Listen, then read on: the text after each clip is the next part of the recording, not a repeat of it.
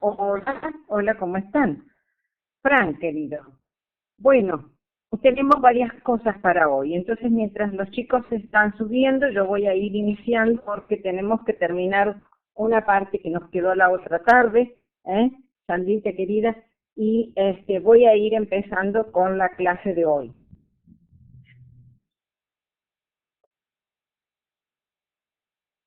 Dos cosas previas que por favor permítanme en relación al día de hoy. Nos quedó la otra tarde respecto del día 24 de abril, que fue el día que estuvimos en la clase. Nos quedó recordar que era el aniversario del Holocausto armenio. El Holocausto armenio o genocidio armenio, conocido también como genocidio armenio, comenzó un 24 de abril precisamente de 1915, cuando las autoridades otomanas detuvieron y expulsaron a 235 armenios de Estambul, y por supuesto que después se fueron sumando muchísimos más. Los expulsaron al desierto sin víveres, sin comida, sin agua, sin nada, y además fueron violados y masacrados por los gendarmes. Se lo conoce como uno de los holocaustos y de los acontecimientos más terribles que hemos vivido como humanos, de manera que no debemos olvidarlo. Es precisamente un holocausto que, si bien comenzó siendo 235 personas, como les dije, al poco tiempo fueron entre 1,5 millones y 2.000 personas que fueron expulsadas de Estambul, por el gobierno de los jóvenes turcos, el Imperio Otomano, y ese acontecimiento histórico, terrible, nefasto, que nos debe doler como seres humanos, ocurrió hasta de 1915, como les dije, a 1923. Eso es un acontecimiento que, vuelvo a repetir, el otro día no alcancé a decirlo. Hoy 30 de abril, como siempre, y de la mano de nuestro muy querido y entrañable Eduardo Galeano, del libro, como les dije la otra vez y siempre, Los hijos de los días, hoy 30 de abril. Permítanme, por favor, detenerme en algo que nos lastima a los argentinos particularmente, y esto lo digo por los hermanos ecuatorianos con quienes compartimos este espacio, que nos lastima y nos hiere profundamente. Dice Galeano, las rondas de la memoria ocurrido un 30 de abril. Esta tarde del año 1977 se reunieron por primera vez 14 madres de hijos desaparecidos. Desde entonces buscaron juntas golpearon las puertas que no se abrían. Todas por todas decían y decían: todos son nuestros hijos. Miles y miles de hijos habían sido devorados por la dictadura militar argentina y más de 500 niños habían sido repartidos como botín de guerra. Y ni una palabra decían los diarios, las radios, las televisoras, ni los canales, por cierto. Unos meses después de la primera reunión, 3 de aquellas madres, Azucena Villaflor, Esther Ballestrino y María Eugenia Ponce, desaparecieron también, como sus hijos, y como ellos fueron torturadas y asesinadas. Pero ya era imparable la ronda de los jueves. Los pañuelos blancos daban vueltas y más vueltas a la Plaza de Mayo, y el mapa del mundo lo veía. Un recuerdo entonces desde nuestro corazón, hoy día, a Azucena Villaflor, a nuestra querida Azucena Villaflor, a Esther Ballestrino y a María Eugenia Ponce, y por supuesto en ella a los hijos, a los compañeros que desaparecieron.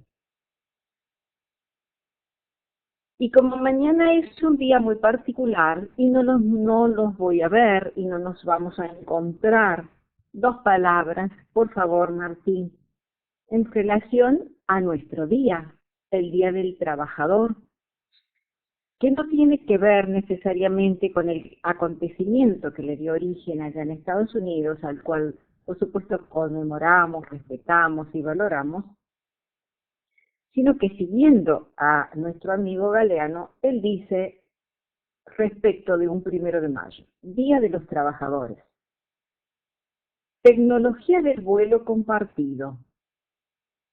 Primer pato que levanta vuelo abre paso al segundo, que despeja el camino al tercero, y la energía del tercero alza al cuarto, que ayuda al quinto, y el impulso del quinto empuja al sexto, que presta viento al séptimo.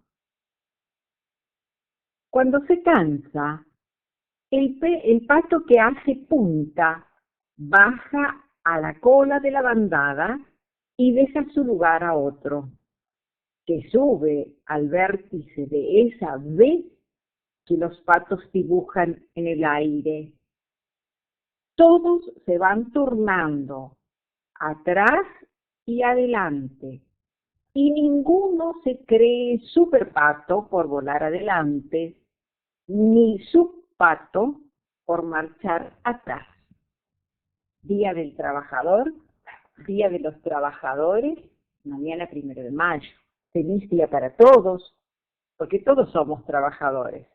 En esto simplemente nos diferencian las herramientas. Yo siempre lo digo, nos diferencian las herramientas. Unos somos obreros de tiza y borrador, otros tendrán otros elementos, otros instrumentos, pero todos somos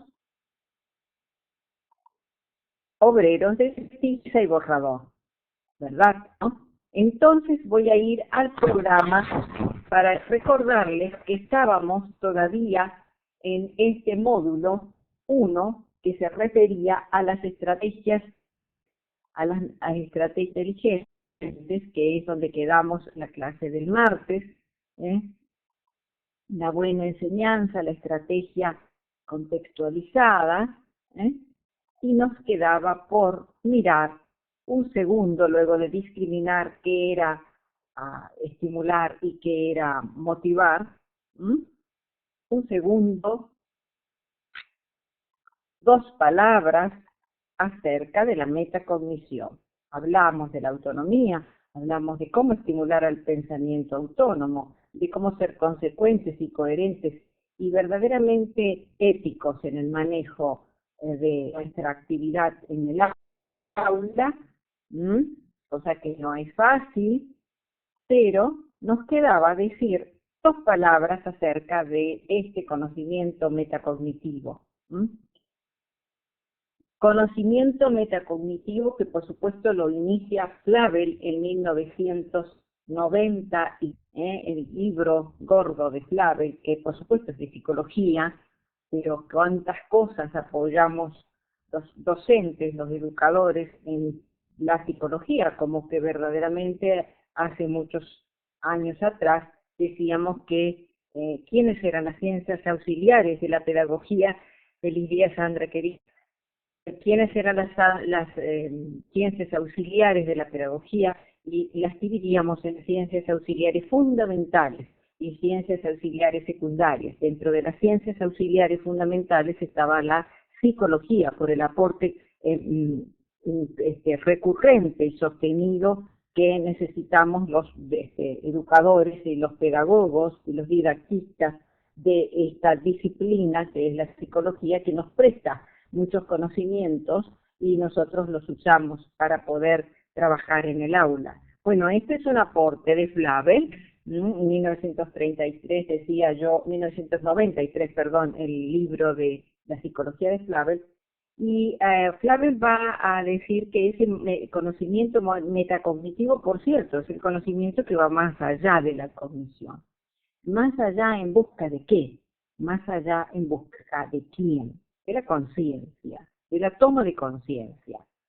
Y él dice, conocimiento metacognitivo respecto a las tareas, habría como 3 tres categorías en este conocimiento metacognitivo. Uno, un conocimiento metacognitivo relacionado con las tareas, se reflexiona sobre el qué se hace. Escuchen bien. Un conocimiento metacognitivo relacionado con las tareas. ¿Dónde está mi lápiz? Con las tareas. Y entonces, bueno, allí se reflexiona sobre lo que se hace, las tareas. Un conocimiento metacognitivo relacionado con las personas, es decir, una reflexión sobre el accionar. Y uno relacionado con las estrategias, en donde se reflexiona sobre el cómo se implementa la tarea. Cómo se implementa la tarea, sobre el qué se hace y sobre el accionar. Las personas. Yo dejé, vuelvo a decir, yo dejé el portfolio personal, profesional, para que fueran ustedes pensando eso. Lo que yo voy diciendo, cuál fue mi camino, cuál fue mi trayecto, no lo digo por vanidad, ni por mostrarles de que yo leí el libro antes de ustedes, nada de eso. Lo que la intención es que justamente cuando viéramos este tema de la metacognición, pudieran ustedes discriminar en qué momento estoy yo cuando digo, bueno, que el tema de las estrategias es una preocupación recurrente, sostenida, y cómo lo fui pudiendo hacer consciente a través de muchos años y después de un largo proceso, que nunca fue una cuestión que surgió de hoy para mañana, sino que en el andar, después de 30 y pico de años de docencia, uno va tomando conciencia de que siendo estudiante, evidentemente, lo que dice Susana Barco es absolutamente cierto, se aprende a ser docente siendo alumno. Bueno, como después de todos esos años, uno ha podido ir tomando conciencia de cuál ha sido el camino, entonces, de cómo ha sido esa reflexión sobre el qué he podido realizar, sobre cómo he podido realizar esas acciones y sobre cómo he implementado las tareas en el aula. Entonces, la idea y la intención cuando dejé ese portfolio era justamente que ustedes pudieran ir haciendo este tipo de examen, ir mirando, a ver, ¿dónde se centra aquí? ¿Por qué se centra aquí? Es decir, un poco que fuera una ayuda, para que fueran allí pudiendo anclar lo que vamos conversando. ¿Por qué es relacionada con las personas? ¿Cómo activar el conocimiento metacognitivo? El docente lo realiza sin ser consciente de ello. Por ejemplo, si realiza alguna tarea cooperativa para facilitar la comprensión estará realizando una actividad metacognitiva, pues reflexionará sobre su propio comportamiento o el de sus alumnos. ¿Lo ven? Es cómo activarlo. Es muy fácil, es muy sencillo desde el punto de la teoría de la comprensión, tratar de usar estos instrumentos sencillos, simples, como yo les decía la otra tarde, en relación al protocolo de la retroalimentación. El docente lo realiza sin ser consciente de ello. Bueno, acá en este caso sí somos conscientes, lo hacemos con toda la intencionalidad de ayudarlo al otro, de andamiarlo al otro. Se realiza una tarea cooperativa, para facilitarle la comprensión al otro. Eso lo hacemos de una manera absolutamente consciente. Aquí la reflexión se centra sobre su propio accionar, sobre su propio accionar, que es lo que le acabo de decir. Relacionado con las tareas, aquí se refiere al proceso de reflexión que se pone en marcha en cada actividad. ¿Cómo resolverán los estudiantes cada situación que se plantea? ¿Cómo será la planificación y la evaluación? El proceso de la reflexión se pone en la actividad. Cuidado, discriminen, fíjense, tómense su tiempo. Pensar toma tiempo, dice los chicos que trabajan o trabajaban, ya deben ser jóvenes grandes, adultos, en las primeras épocas en el proyecto de Perkins, pensar y comprender lleva tiempo. Bueno, cuidado con eso. No lo podemos hacer de hoy para mañana. Si verdaderamente queremos lograr procesos de comprensión, hay que dar tiempo, hay que esperar. Hay que esperar al otro. Implica decidir estrategias o habilidades que deben ser trabajadas. Esto constituye una tarea de metarreflexión docente. De nuevo, implica decidir estrategias o habilidades que deben ser trabajadas. ¿Sobre qué? Sobre lo que les decía. ¿Cuáles serán las actividades de los estudiantes que uno solicita? Entonces, cómo resuelven ellos la situación planteada, cómo trabajan con la planificación, el control y la evaluación. El tema de la evaluación tan terriblemente espinoso, tan terriblemente preocupante y que a veces produce muchísimos problemas entre los alumnos, entre los docentes y los alumnos. Bueno, allí entonces, si uno decide estrategias o habilidades trabajadas correctamente desde la metarreflexión, es un momento, no les voy a decir que será una gloria, pero es un momento relajado, tranquilo, donde cada uno ya sabe lo que tiene que hacer y entonces no tiene por qué causar angustia, causar ansiedad. Inclusive hay algunos alumnos que llegan a unas somatizaciones espantosas. Bueno, nada de eso debe ocurrir. No es normal. En este momento vale tener presente que cada disciplina tiene estrategias propias. No es lo mismo trabajar con estrategias pensadas para el arte que estrategias pensadas para enseñar, no sé si está Gerardo por ahí, pero para enseñar química, por ejemplo, o física o cualquiera de las ciencias naturales. Importa también que es necesario transferir conocimientos y habilidades de una a la otra, de un contexto al otro, estimulando mayor significación.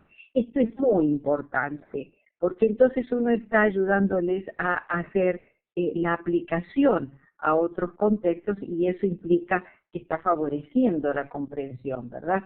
Porque no solamente estamos ayudándole a que traiga probablemente contenidos o conocimientos o habilidades, como quieran llamarle, que aprendió en el laboratorio de física, que los traiga al laboratorio de química, o viceversa, o bien lo que aprendió en literatura, que lo aplique de pronto a cómo hacer un ensayo en educación, en didáctica, en política educacional, en cualquiera de las otras disciplinas. Estamos estimulando entonces comprensión. ¿Y se entiende? Y bueno, finalmente relacionada con las estrategias. Aquí se tiene en cuenta cómo se implementa la tarea. Hablar de estrategias de aprendizaje significa hablar de un conjunto de procedimientos ordenados y secuenciados, cuidado, de manera inteligente, que impacten en el estudiante de forma significativa. Eso es muy importante tenerlo en cuenta. Y fíjense cómo fuimos tornando, hablábamos de inteligencia de una determinada manera y estamos desde hace rato hablando de estrategias y habilidades de pensamiento, estrategias para promover, para propiciar habilidades habilidades de pensamiento relacionadas con el nivel de conocimiento. ¿Cuáles son? O cuáles podemos usar. Por ejemplo, hacer un listado, mostrar, citar. Serían las más sencillas, las más simples, las que estamos trabajando al decir Vygotsky, procesos psicológicos superiores más sencillos sin ser rudimentarios. Yo diría que sí. Definir, etiquetar, nombrar, y también estamos en unos procesos psicológicos superiores, siempre superiores, pero todavía sencillos.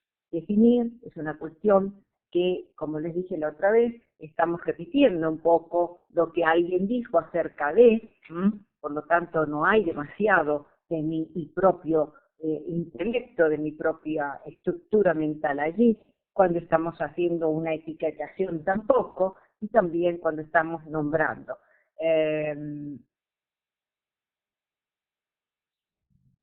Contar, recolectar, ¿y quién? Bueno, aquí estamos igual. Estamos contando, estamos recolectando, estamos nombrando, es decir, son procesos psicológicos sencillos. Describir, examinar, ya estamos yendo al cuándo. Aquí ya estamos avanzando un poquito. Identificar, tabular, se refiere al dónde está. Identifico, tabulo, estamos allí. Y entonces los niveles de comprensión. Explicar, interpretar, resumir, discutir, predecir, reformular, no son procesos sencillos.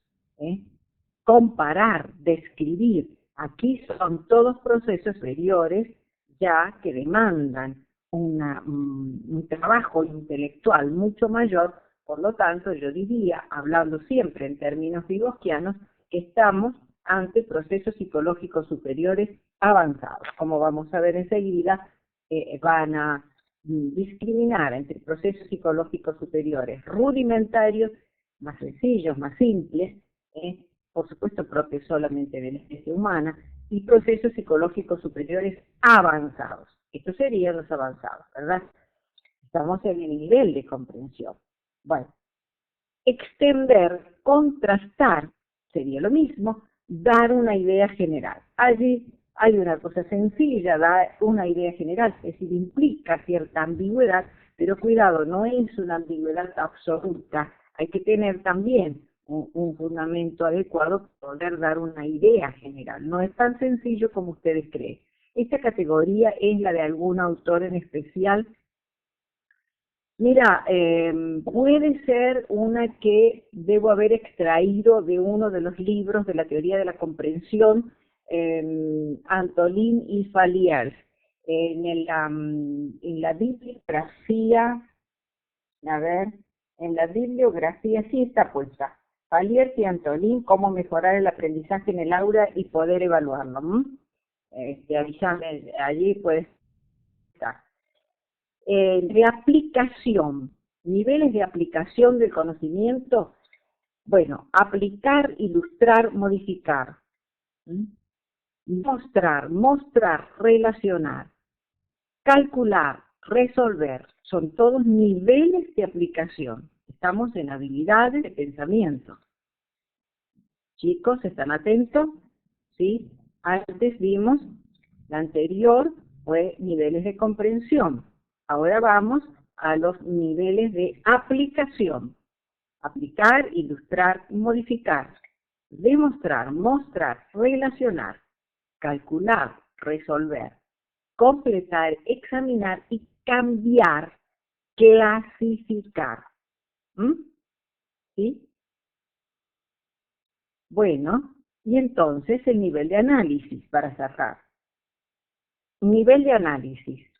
Analizar, separar, ordenar, conectar, clasificar, explicitar, arreglar, dividir, comparar, seleccionar, inferir, debatir. Son ejemplos que ustedes pueden tomar para trabajar el nivel de comprensión, el nivel de análisis. ¿Me comprenden? ¿Me siguen? Nivel de análisis, nivel de aplicación, nivel de comprensión. No lo pierdan de vista. Y el nivel de síntesis. Nivel de síntesis, entonces, combinar, por supuesto que integrar, modificar, también sirve, sustituir, planear, volver a arreglar. Miren cómo allí hay otra concepción de evaluación que subyace, volver a arreglar. Y yo puedo volver a arreglar, y puedo sustituir, etcétera, hay allí subyacendo una concepción de que me puedo equivocar y no está mal. No es que el alumno necesariamente va a tener una nota baja por eso, es aprender del error. Crear, diseñar, inventar. Aquí estoy en un proceso superior avanzado. De verdad, estoy creando, estoy diseñando, estoy inventando. Son procesos psicológicos superiores avanzados. Luego tengo componer, formular. ¿Qué pasaría si? Componer, formular, y aquí hay un desafío. ¿Qué pasaría si? Por ejemplo, ¿qué nos puede pasar a nosotros si esta nave que anda por allí, verdaderamente, como estaba escuchando hace un rato, se va a estrellar contra la Tierra, parece, va a impactar en la Tierra? Bueno, ¿qué pasaría si cae cerca de algún lugar de Argentina? ¿Qué pasaría con nosotros? ¿O qué pasaría con los animales con los que puede llegar? ¿O cómo afectaría la atmósfera? ¿O qué pasaría con las plantas, o con el agua, con los ríos? ¿Me comprenden? ¿Qué pasaría si? Es un problema, es un desafío. Allí hay que poner en actividad toda la actividad cognitiva y muchas estrategias para con los alumnos. ¿Qué pasaría si? Pequeña, gran pregunta. Bueno, reescribir, preparar y generalizar. Por supuesto, ninguna de estas actividades de síntesis son sencillas, son de alto nivel de abstracción. Bueno, y por supuesto que para el final, como siempre, les dejo una buena investigar. Exacto. Sí, Mónica. Les dejo una imagen buena de una niña maravillosa que danzó en el último Congreso de Arte, una danza árabe bellísima. Bueno, con ese recuerdo maravilloso de esa niña bella, los dejo y terminamos entonces el tema de la metarreflexión con esta ayuda pequeña en el cuidado que en el programa hay material. Y por supuesto vamos a retomarlo cuando volvamos al tema de las estrategias en el módulo final. A ver el programa. Ahora yo voy a empezar el módulo 2, que es la inteligencia tradicional, el enfoque tradicional. Martín, querido, ¿podés sacar este Power y poner el otro, inteligencia tradicional? Muy bien, gracias, querido, gracias.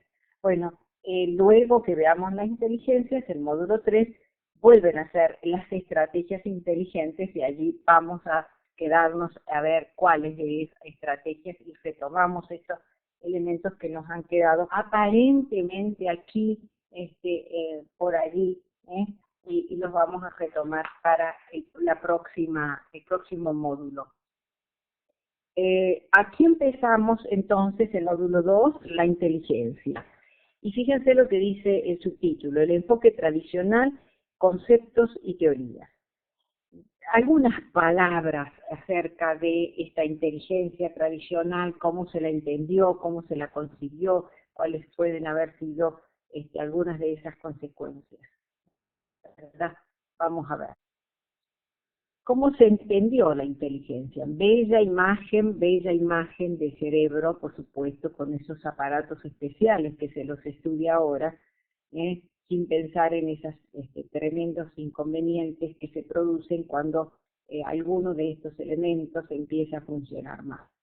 Las capacidades o intelectuales se demuestran por cómo interpretar los fenómenos del contexto, por cómo se comunican los diferentes puntos de vista, por cómo cada uno entiende el rol, actúa en relación a lo que se espera de él, por cómo se explicitan las aspiraciones, las expectativas, las necesidades.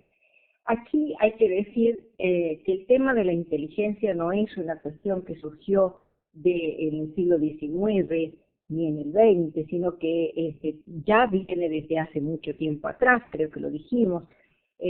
La otra tarde hablábamos de Platón, hablábamos de Sócrates, hablábamos de Aristóteles, y como Aristóteles decía, conocemos a partir de los sentidos. Bueno, en tanto que Platón decía, no, nacemos con el conocimiento, es decir, como miren desde dónde los presocráticos, y decíamos un poco más atrás, ¿no? Desde que el hombre comienza a interrogarse acerca de determinados fenómenos de la naturaleza o lo que le ocurre propiamente a él, entonces allí ya comienza uno a encontrar esos vestigios de lo que hoy llamamos habilidades, capacidades, lo que se llamó inteligencia, como ustedes quieran, pero siempre estuvo la preocupación por el conocimiento, por el conocer, por cómo expresarlo, por cómo estimularlo, por cómo trabajarlo, por cómo lo significa el hombre. Bueno, el hombre lo significa cuando él interpreta fenómenos del contexto, ¿no? Esto que hacemos todas las tardes cuando empezamos nuestra clase, que yo traigo algún acontecimiento de la vida cotidiana que pudo haber sucedido hace algunos años, o que sucedió hace poquito, o que acaba de sucedernos, como lo fue lo del volcán el otro día, que ahora nuevamente está en erupción, ¿verdad? Bueno, cuando el sujeto comunica sus puntos de vista, cuando explicita sus aspiraciones, cuando nos cuenta sus expectativas, sus necesidades. Bueno, todo eso está demostrando las capacidades cognitivas o intelectuales, como bien dice allí el título, ¿verdad? Bueno, y entonces, ¿quiénes fueron los primeros que van a hablar de esta cuestión que hoy llamamos, pareciera ser, mejor preferimos hablar de habilidades, no de inteligencia o capacidades, etcétera? Siglo XVI, Spencer formula una teoría intelectual bastante sencilla, bastante simple, y además bastante cargada de connotaciones faciales, porque hoy diríamos que fue bastante particular en su concepción de inteligencia, bastante sesgada, diríamos, ¿no? Así que bueno, simplemente la mencionamos para que tengan idea y no piensen que lo olvidamos, lo decimos, pero queda allí. La inteligencia se diversifica en rasgos sensorios, perceptivos, cognitivos, asociativos y relacionales. La preocupación era transformar las capacidades en test. Bueno, desde luego esa es una idea de Spencer, de la teoría de él, no vamos a decir más nada, como les dije, y sí nos vamos a ir un poquito más adelante, porque la preocupación central era cómo transformar esas capacidades en elementos que nos permitieran medir. Fíjense ustedes, como siempre estuvimos tan influenciados por aquel paradigma galileano que nace en el siglo XVII, ¿verdad? Recuerdan que yo he hablado de eso, ese paradigma galileano que va a dar origen a cuando ya Descartes se suma con su principio fundamental de las cosas simples y distintas, y cómo separar las cosas distintas, cómo se va a reforzar todo ese paradigma galileano, va a dar origen posteriormente al neopositivismo, al positivismo y al neopositivismo. Bueno, pero todo eso contamina todas las ciencias, y eso va a hacer que nosotros nos veamos obligados o sintamos la necesidad de las ciencias sociales y humanas a buscar elementos que nos permitan medir, que nos permitan cuantificar, que nos permitan decir cuánto es la inteligencia, cómo puedo medir la inteligencia de este niño, de esta persona, y cómo puedo entonces juzgar esta cantidad de fuerzas cognitivas, como dice aquí el autor.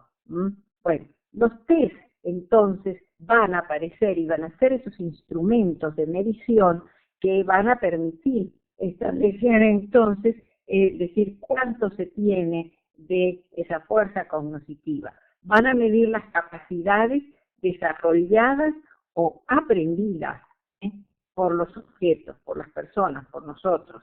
Van a servir para eso, son instrumentos de medición. Por supuesto que esto tiene que ver con un gran desarrollo que hubo por parte de la estadística, de la mano, por supuesto, de todo este paradigma que acabo de mencionar, del paradigma de la simplificación. Repito, para las personas de Ecuador, a quienes no he visto el año pasado, de la mano de aquel paradigma galileano que nace en el siglo XVII, por supuesto. Entonces, esa necesidad de cuantificar, que yo el año pasado me reía y decía, fíjense ustedes qué absurdo, ¿cuánto vamos a medir 2 metros de amor, 10 metros de ira? Bueno, es una cosa que no se puede hacer, ¿verdad? Entonces aquí tenemos un poco eso. La idea es cuantificar cuánto es la inteligencia de una persona. Ya vamos a ver a qué nos llevó esto, ¿no? Los test de rendimientos, entonces, son los que podemos llegar a establecer aquí una simple categoría. Test de rendimientos, test aptitudinal y test de inteligencia, como para tener una idea de las cosas dentro del campo de la inteligencia nada más. Y tenemos, por supuesto, también dentro de los primeros teóricos que se encargan y se dedican al estudio de la inteligencia, 3 grandes, lo vamos a encontrar, por supuesto, otros más, dentro de lo que sería ese campo de la psicometría, por supuesto, Binet. Alfred Binet dice él, en la inteligencia existe una facultad fundamental, que es el juicio, llamado también sentido común, iniciativa, facultad de adaptarse. Binet, recuérdenlo. Terman, por su parte, va a decir, la inteligencia individual se basa en la capacidad de formular pensamientos abstractos. Miren cómo aquí ya avanzamos, es decir, tenemos Binet, la inteligencia, existe una facultad fundamental que es el juicio o sentido común, y acá decimos la capacidad de formular pensamientos abstractos. Capacidad de formular pensamientos abstractos. Primero, sentido común. Bechler, que estoy haciendo saltos bastante considerables en cuanto al desarrollo de esto, sino que estoy yendo a los más notables, por supuesto. No todos, nunca voy a cubrir todos, tampoco me interesa dedicarme a mostrar cómo evolucionaron los test de psicología, porque no es esa la intención en este poco tiempo que tenemos para ustedes, solo darles una idea de cómo es la situación. Bechler, seguramente a ustedes les han tomado, les han aplicado algún Bechler o algún WIS, o BIS, que es cuando son los niños pequeños. Bueno, ve que es una de las aplicaciones del Bechler, de las escalas de Bechler. Bechler dice la inteligencia es la capacidad global o agregativa del individuo para proceder con propósito.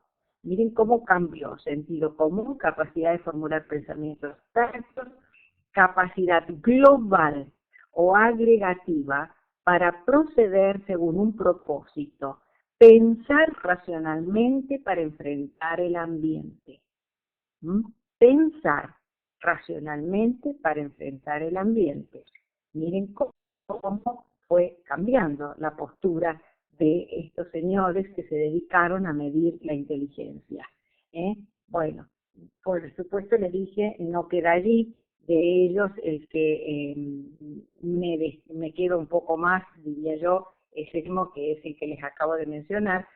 Bechler tenía un test, por supuesto, para que se los deben haber tomado ustedes en la época que van a ingresar a la universidad, para ver la orientación vocacional. Forma parte de la batería de test que se toma y se aplica para los jóvenes cuando vamos a ver qué es lo que quieren estudiar, porque allí hay uno que es una escala, de todas maneras, que evalúa la inteligencia lingüística, la matemática. O sea, él allí había hecho una separación.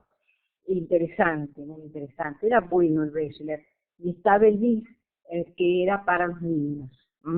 ¿Se siguen trabajando? Sí. Por supuesto, también hay otros, muchos otros, que se aplican allí y que ustedes recordarán a quienes les hicieron estudios para ingresar a la universidad. Y que son y siguen siendo muy interesantes. Indudablemente el Rorschach, el de las manchas de tinta, que por ahí lo tengo, no lo bajé, no lo tengo a mano, pero por ahí está.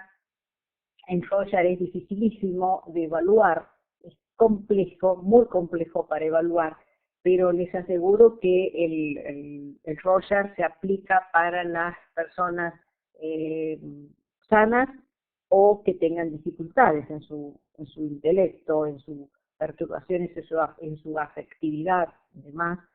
El Rorschach sirve para trabajar para detectar la inteligencia, para detectar la cuestión referida a la creatividad, para trabajar,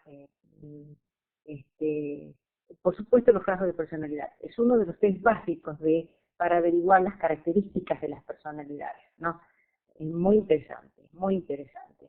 Y para ver así en general, también está el test que sirve para ver esto de cómo ayudarle a los jóvenes a orientarse en el trabajo. Bueno, el test de la casa árbol persona, el Bender, que era muy simple, muy elemental, y que aunque el Bender se aplicaba con los niños para ver cuando los chiquitos estaban por ingresar a la escuela primaria, sin embargo también tiene una enorme importancia para detectar algunos problemas básicos de personalidad. Es decir, aquí en esto es amplísimo lo de la psicometría, no es solamente que hay test para la inteligencia, para detectar el grado de inteligencia o ver alguna cuestión particular, no. Hay algunos que tienen que ver con examinar diferentes tipos de habilidades de pensamiento o capacidades, como por ejemplo el Bechler que les decía recién, pero están los otros test, como el Rorschach, como el Bender, como el Casa-Árbol Persona, como hay otros muchos más que son específicamente para las actividades del trabajo, aplicables a esas baterías, a las personas que trabajan en las fábricas o en algunos de los otros. ¿O creen ustedes que no, que la cuestión económica no tiene que ver también con esto? Claro que sí. Y entonces hay toda una batería de test que se aplica a los obreros, ¿no? Bueno, entonces la inteligencia, y acá los quiero ver.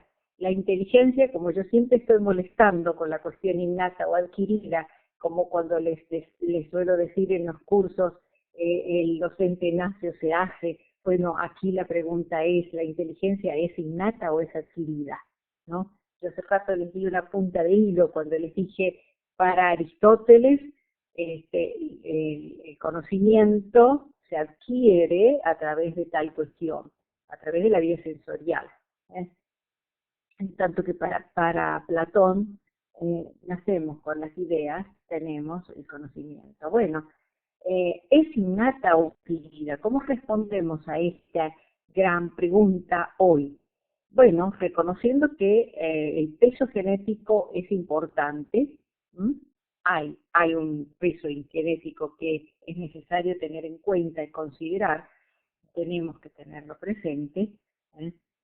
Pero cuidado, no es total, no es total. Fíjense ustedes, seguro que como docentes han tenido experiencias, y estoy pensando en Sandra, en Mónica, en Paulita, Gerbaudo, y en tantas otras de las personas que han visto en sus ya varios años en las aulas a chiquitos que vienen con problemas genéticos, pero que sin embargo, trabajándolos en el aula con una muy buena estimulación, tratando de propiciar procesos de pensamiento, procesos que tengan que ver con la inteligencia y con la creatividad, con el arte, con la matemática, es decir, tratando de estimular los distintos campos del conocimiento, cómo esos chicos pueden avanzar en ese pequeño inconveniente, en esa pequeña limitación que les ha dado el aporte genético. Es decir, que acá, si bien es el papel de los factores genéticos, los factores heredados, bueno, entendemos que no son determinantes. A cómo está la situación al día de hoy, aquí entonces he puesto factores genético-ambientales. ¿Tienen que ver en poder responder a esta pregunta? Sí. Sí, y hay que tenerlos presentes, pero no son determinantes. Tal vez esté pecando, me va a decir alguna de ustedes, de un optimismo pedagógico exagerado. No, es así, es decir, hay casos muy concretos de que los chicos cuando vienen con una limitación genética es posible de alguna manera ayudarlos a que superen determinados límites. Por supuesto no estoy hablando de un problema mayor, ¿verdad? No estoy hablando de un problema mayor, estoy hablando de problemas solucionables.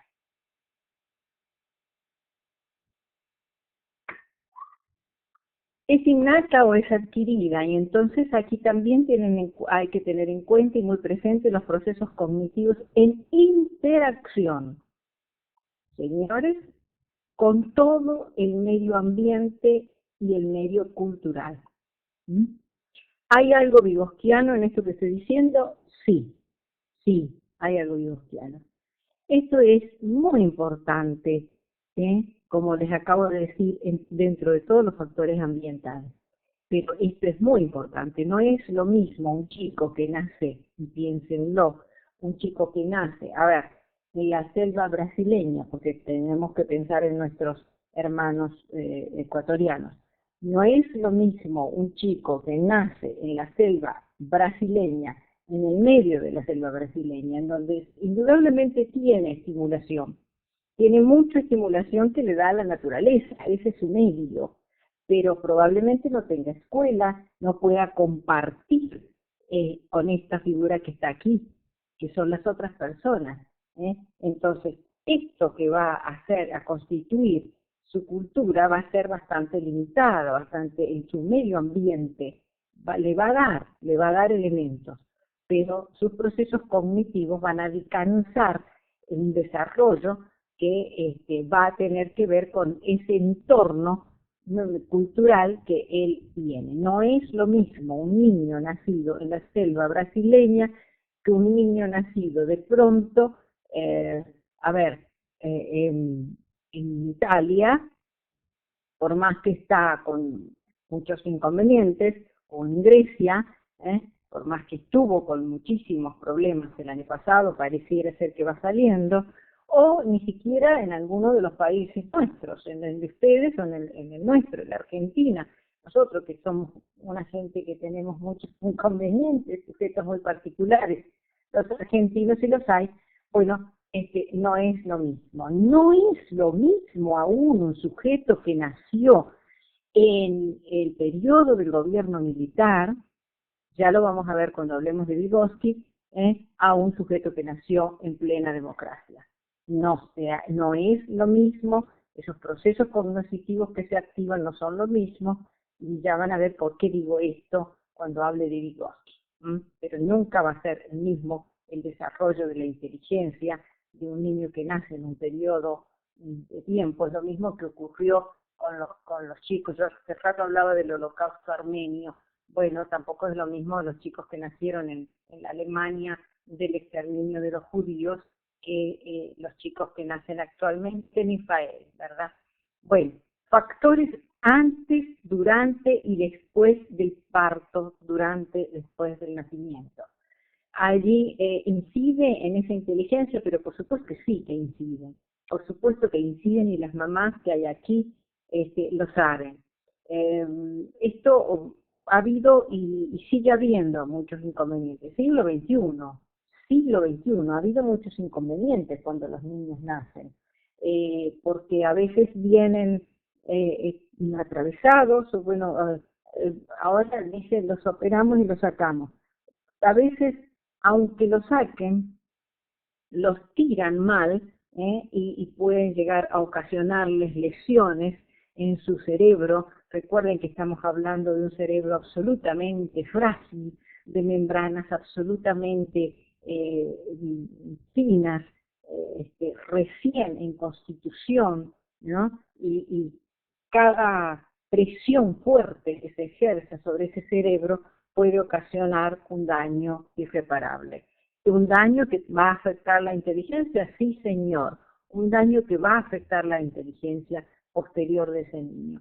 Bueno, lo motriz o lo demás lo podemos solucionar. El problema es cuando daña alguna membrana, alguna meninge, alguna de estas zonas que estaban coloreadas cuando comenzamos la clase de hoy en ese cerebro que puse al comienzo, y entonces afecta a la inteligencia. Resulta que nosotros somos unos sujetos privilegiados porque hemos podido superar todos esos factores antes de nacer, durante el nacimiento y después del nacimiento. Eso lo digo riéndome, pero es verdad, es verdad. Las chicas que son mamás lo saben, las mamitas que hay aquí lo saben perfectamente.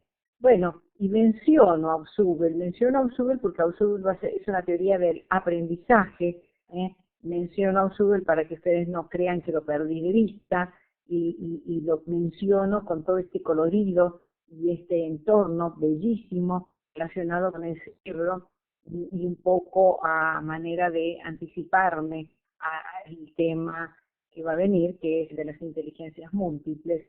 Bueno, para Ausubel, la inteligencia es la capacidad para procesar información y utilizar símbolos abstractos para resolver problemas abstractos. Eso aquí tenemos símbolos y signos abstractos para resolver problemas abstractos. Ese es el concepto, la definición que formula Ausubel en relación a la inteligencia. Es la capacidad para procesar información y utilizar símbolos abstractos para resolver problemas abstractos.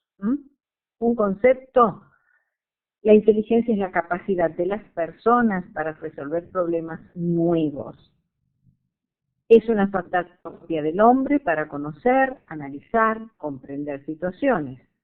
Es un conjunto de aptitudes, capacidades y habilidades, como lo estamos entendiendo más ahora. Y entonces aparece esto que parece ser más vale un receptáculo, pero es también para que tengan en cuenta esta posición, esta concepción. Sperry dice que los dos hemisferios tienen maneras distintas, pero complementarias para tratar información. Se conoce como el principio de la lateralidad formulado por este señor investigador, Sperry. Los dos hemisferios tienen maneras distintas, pero complementarias para tratar la información. Hemisferio derecho, hemisferio izquierdo, y fíjense entonces cómo están los dos hemisferios. De un lado tenemos aquí una manera de, y además tenemos elementos, digamos, ¿no?, que constituyen para mí el hemisferio derecho y otros que constituyen el hemisferio izquierdo. Principio de lateralidad son maneras complementarias para tratar la información, Bueno, vuelvo sobre la medición después que los dejé respirar y ahora los zambullo en la parte más fea, más negativa de la medición, de todo lo que es la psicometría. ¿Por qué? Mirá vos cómo se me quedó acá mal escrito Wechsler.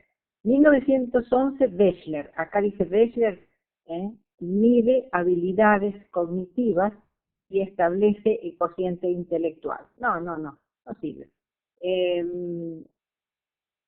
No era Wechsler, era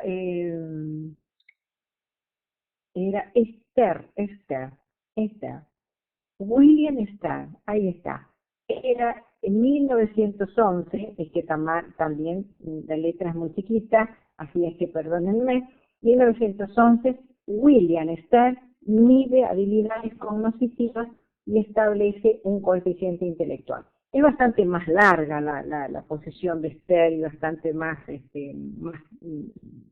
no sé, interesante tal vez, pero lo que importaba de él y que importa que ustedes tengan en cuenta es que él establece esto, que es lo conflictivo, que es el cociente intelectual. El cociente intelectual es la edad mental sobre la edad cronológica por 100. Él dice que es posible establecer ese coeficiente intelectual, calculando y aplicando esta fórmula que es muy sencilla. ¿La aplicábamos, la pusimos en práctica? Sí, seguro, muchísimo. Esto tuvo muchas consecuencias. Veamos algunas cuestiones. Galton fue un psicólogo que realiza estos primeros estudios. Binet, como ya les dije, elaboró un test de inteligencia que la define por las tareas que el niño puede realizar. Terman, que también se los nombré, elabora 2 test de inteligencia.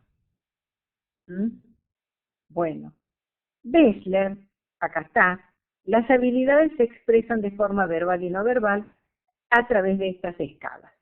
Y entonces, entre Besler y Stern, que es el que establece el cociente intelectual, y la fórmula para calcular el intelectual, es esto que está acá, esto es cociente intelectual, con esa manera que tenía Besler de edad mental sobre edad cronológica por 100, es posible calcular este cociente intelectual. Entonces, ¿qué tenemos acá? De acuerdo a Besler y a lo que establecía Stern. Quienes tenían un cociente intelectual de más de 130 eran los sujetos superdotados. Quienes tenían un cociente intelectual entre 120 y 129 eran un tipo superior. Quienes estaban entre el 110 y 119 era el normal superior. Entre 90 y 109 era el sujeto normal. En verdad, decíamos, hasta 100 es normal. Estamos en la parte de la curva normal. Quienes tenían entre 80 y 98 es normal inferior.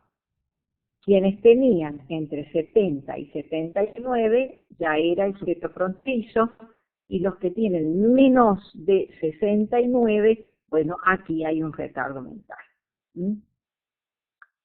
¿Qué teníamos acá? Con la edad mental calculada, con esa fórmula que nos daba Stern, lo que nosotros hacíamos, creo que se los dije la otra vez. Hoy, Martín, qué feo me salió esto. Hacíamos la curva de la inteligencia normal. Entonces, ¿dónde está el sujeto normal? En el medio. Este es el sujeto normal. El sujeto que tiene 100.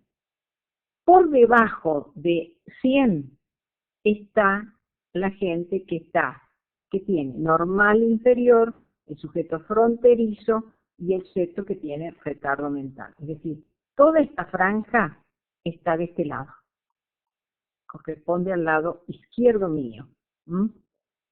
Los que tienen más de 100 son los sujetos que tienen inteligencia superior, normal, etc. Este coso, che.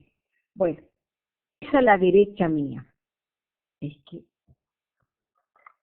acá tengo un inconveniente. A la derecha mía es quienes tienen más de 100, es decir, el sujeto superdotado, el sujeto que es superior, el sujeto normal superior.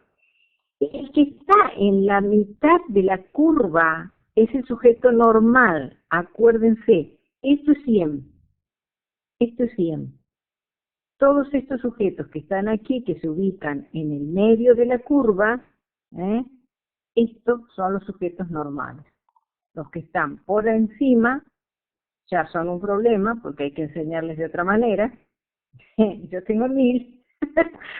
Y bueno, y los que están a la izquierda son los sujetos que también son problemas y que hay que enseñarles de otra manera.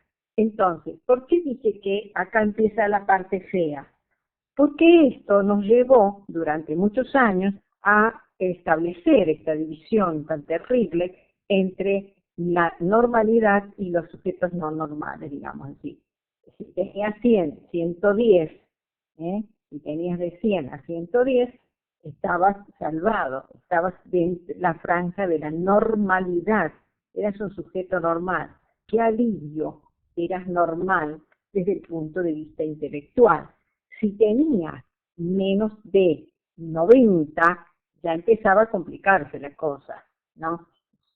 Sabiendo que si estabas en 80 ya eras un sujeto fronterizo, y bueno, ni hablar si bajabas de 70 a 69 para abajo, ya ahí estabas en el horno.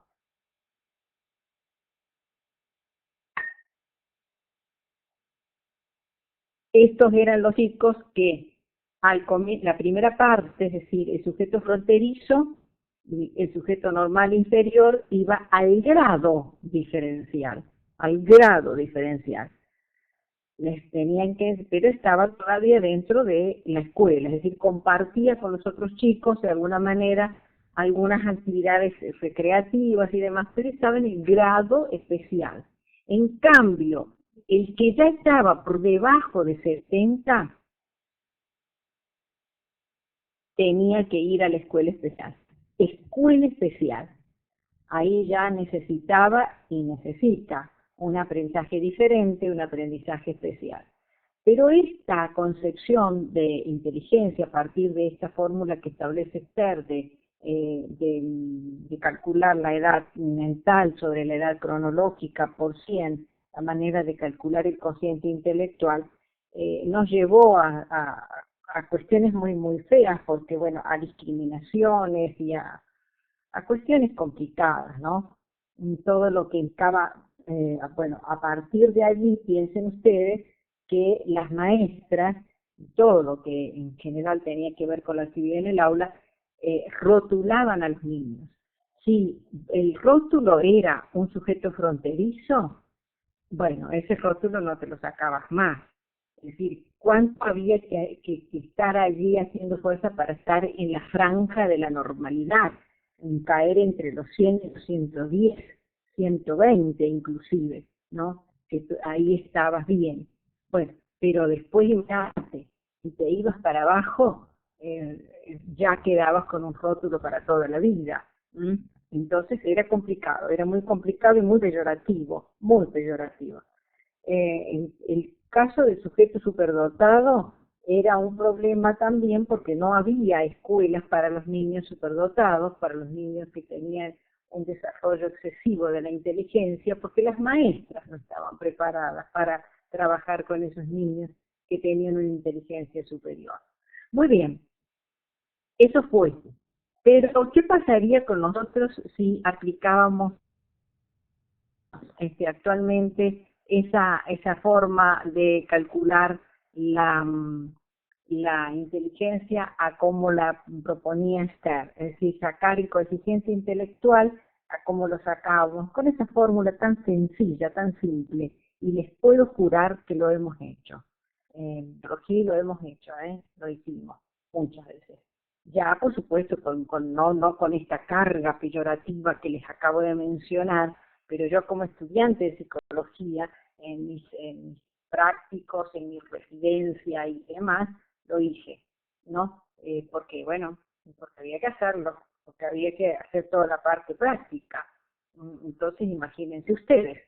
Pero bueno, ¿qué pasaría hoy si aplicáramos esta escala, esta manera de establecer la inteligencia, aplicando este coeficiente, ¿no es cierto?, intelectual, esta fórmula tan elemental que nos dice esta?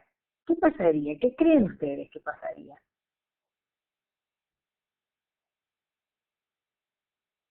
Lo menos que puede pasar es que todo el mundo resultaría superdotado, porque calculen a cuándo fue propuesto esto, 1900 y pico.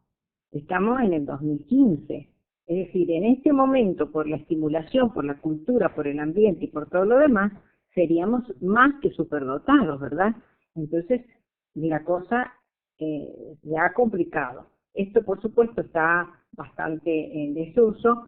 No el test de Bechler, como les dije hace rato, Bechler se sigue usando, pero Bechler tiene otra manera de trabajar. No se aplica tan así lo de la escala de clasificación de Stern, pero y ya tampoco se maneja de esta manera. Entiendo que en la psicología ha habido muchos adelantos y que se manejan de otra forma, en lo mismo en la educación especial, pero esta concepción, esta manera de entender la inteligencia, quiero decirles, quiero contarles, que fue muy negativa porque nos llevó a discriminar mucho, mucho a las personas, ¿no? Entonces, la contemporaneidad. En la contemporaneidad actualmente tenemos que hablar de una teoría triárquica, una teoría que es formulada por Sternberg con tres o compuesta de tres subteorías que están aquí. La teoría componencial analítica, la teoría exponencial creativa y la subteoría práctica contextual. Son tres subteorías que componen la teoría triárquica de la inteligencia.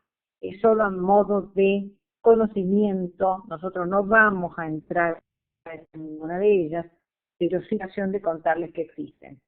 Este señor que propone esta teoría triárquica de la inteligencia integrada por estas tres subteorías, entiende a la inteligencia como la actividad mental dirigida con el propósito de adaptación, selección o conformación de entornos del mundo real en la vida de uno mismo.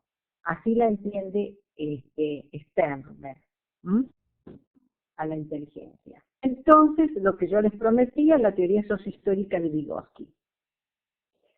Teoría maravillosa si la hay. Todo Vygotsky es una maravilla, es una gloria. Él, lo inteligente, lo enormemente inteligente que fue este muchacho, y lo pronto que se fue de este mundo. Pues él se va a los 33 años, él termina su vida a los 33 años. Una de las grandes figuras que tiene la psicología, que tuvo la psicología, lamentablemente, muy inteligente, brillante, muere de tuberculosis muy joven, pero bueno, va a tener una trascendencia absoluta en la psicología, en la didáctica, en la lingüística, en los estudios sobre interacción en el aula. Lo que ocurre es que el pensamiento de él tiene aplicación en todas estas disciplinas, y por eso es que todavía la trascendencia y la permanencia de la obra de Lev Selenovich Vygotsky, como se llamaba, continúa. Entre 1924 y 1934 formuló Pensamiento y lenguaje. Esta obra permaneció oculta en Rusia por considerarla contraria a la revolución. Recién se va a publicar en Rusia en 1956, Pensamiento y lenguaje. Es una obra muy, muy interesante y muy importante, Pensamiento y lenguaje. En inglés se publica 4 años después, en 1960, y en castellano en 1964. Nosotros en San Luis, en Argentina, la conocemos por los jóvenes que militan en el PC, es decir, en el Partido Comunista. Y nosotros en San Luis la conocimos, o sea, en la Universidad de San Luis, esto para los chicos de Ecuador, y no tanto para los chicos de Ecuador, para los chicos que son de aquí también y que no lo saben. La conocemos a la obra de Vygotsky en los años 70, de la mano, por supuesto que yo porque fui a la universidad en esa época, pero la gente que venía antes que yo la conoce antes que yo. La conoce cuando el profesor Plácido Horas llega a San Luis. En su juventud él había transitado por el PC, y entonces como buen estudiante del PC tenía acceso a esas obras de la literatura rusa, de la filosofía rusa, del campo científico ruso, que no había forma de tener acceso de otra manera. Fíjense ustedes, miren lo que dice acá: permaneció oculta por la Revolución Rusa por considerarla contraria a la revolución. ¿Por qué será esto? Fíjense, para comprender eso y para comprender la obra de Vygotsky inclusive, es necesario examinar el contexto histórico en el que va a ser desarrollada.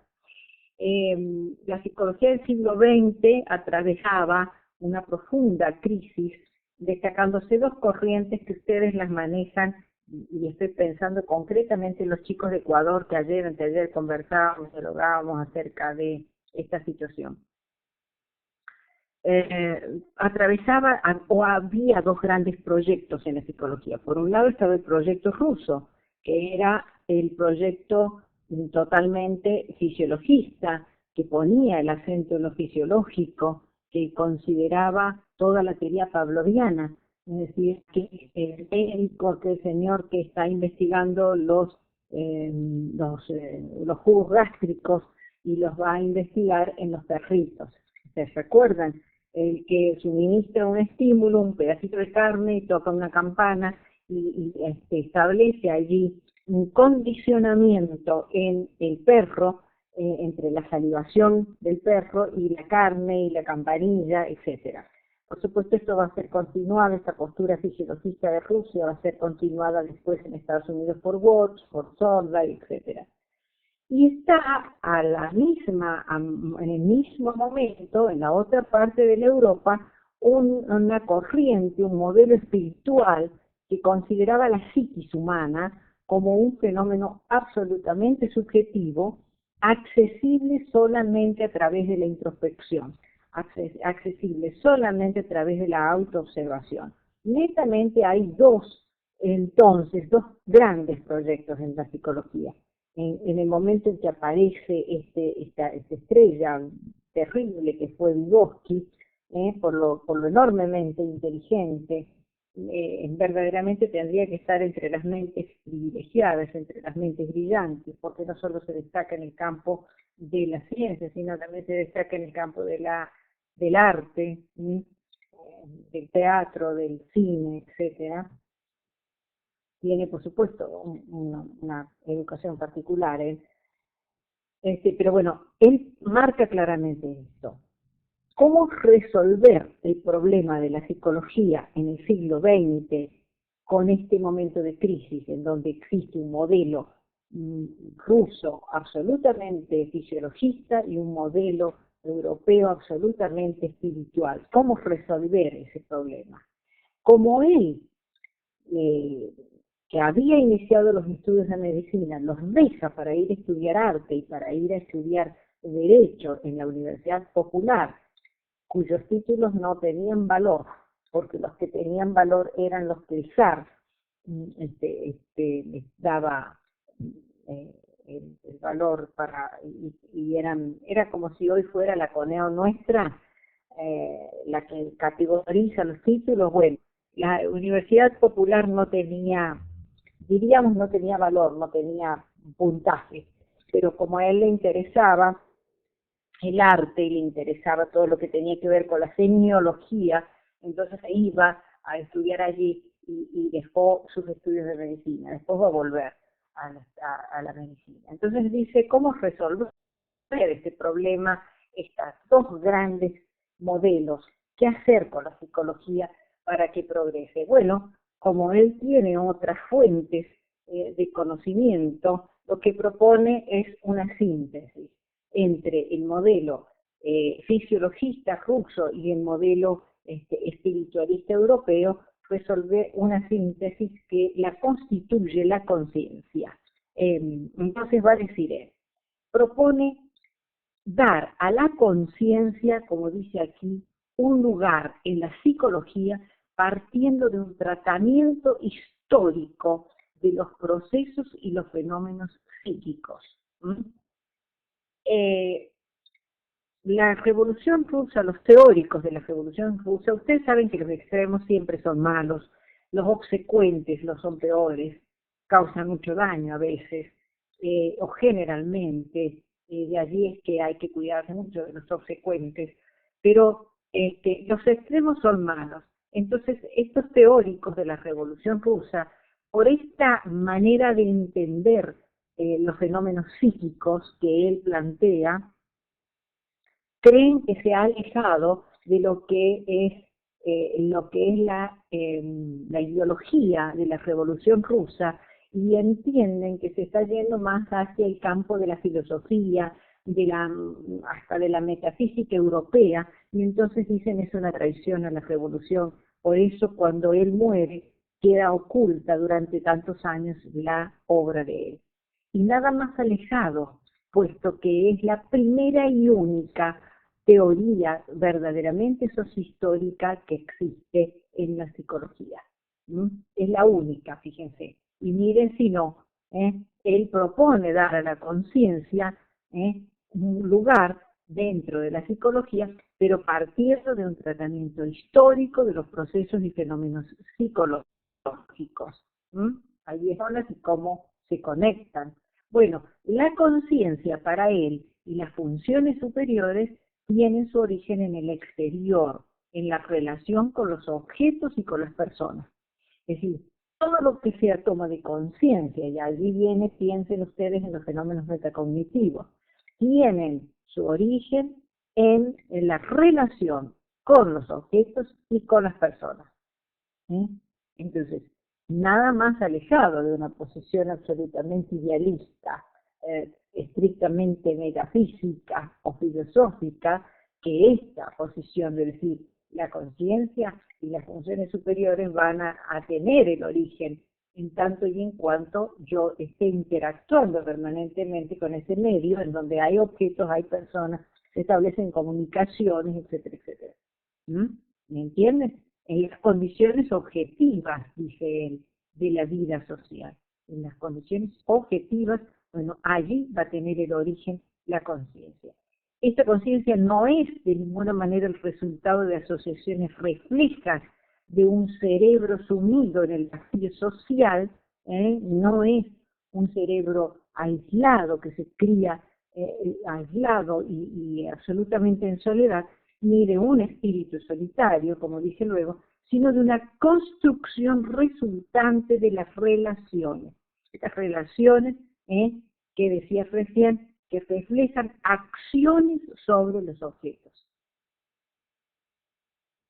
Nada más alejado del cuestionamiento que hace la Revolución Rusa. Y entonces dice, hay dos líneas de desarrollo, una línea biológica y una línea social en el desarrollo. Una línea natural, que es tógica, que está regulada por esos mecanismos biológicos.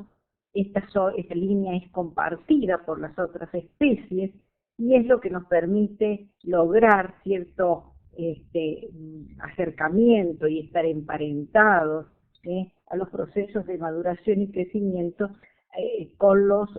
por estos procesos de maduración y crecimiento con los animales superiores.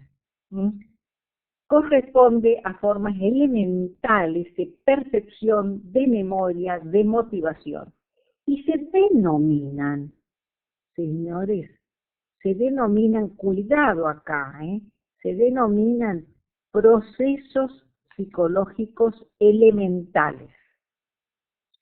Tarde pero seguro, Gastón. Me parece fantástico. Bueno, se denominan procesos psicológicos elementales, corresponden a formas de percepción, memoria y motivación. Esas son los elementos que nos emparentan con las otras especies de los mamíferos superiores y nos van a estar ligados, estar vinculados a ellos por esta línea natural, esta línea biológica.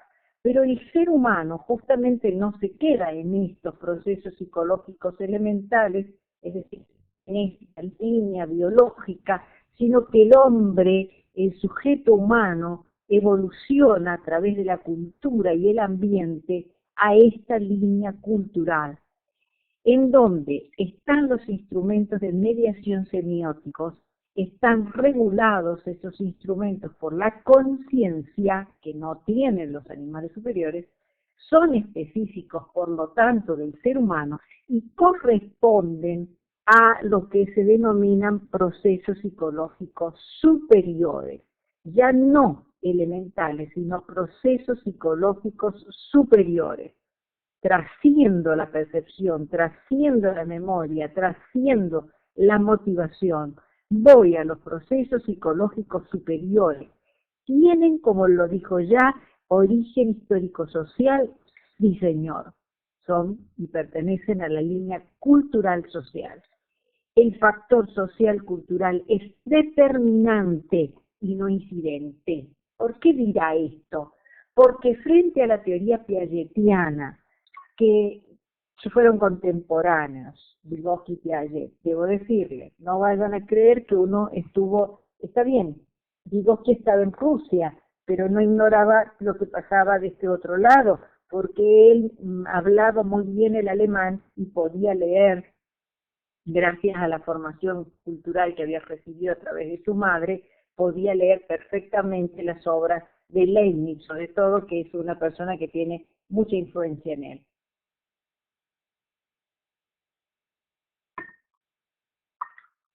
Tiene origen histórico-social, el factor cultural es determinante y no incidente. ¿Por qué?